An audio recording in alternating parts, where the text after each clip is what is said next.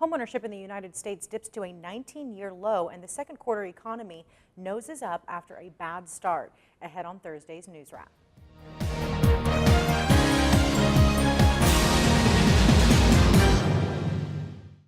Homeownership in the United States lost ground in the second quarter, declining to a new 19-year low as consumers, particularly young adults, continue to grapple with the debt and difficulties obtaining credit. According to the Census Bureau, the U.S. homeownership rate was 64.7% in the second quarter, a decrease of 0.1 percentage point from the first quarter's previous low and 0.3 percentage points from the same time last year, making it the lowest homeownership rate since 1995. Percentage of young adults who own their homes was 35.9% last quarter, down nearly a full point from last year.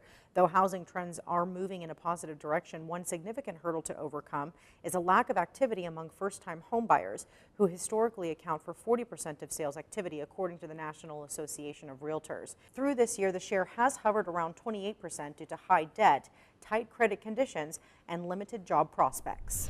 The U.S. economy experienced a turnaround from the first quarter to the second, fueling hopes of a rebound as the rest of the year plays out.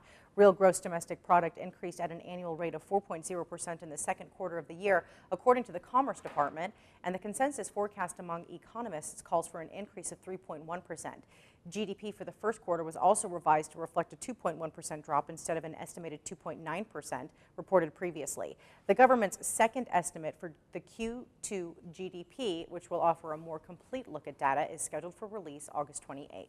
You can check out these stories and all the latest happenings in the industry right here on our site. Thanks for joining us. We'll see you again on Friday. Until then, stay with DSNews.com for all of your most relevant default servicing news.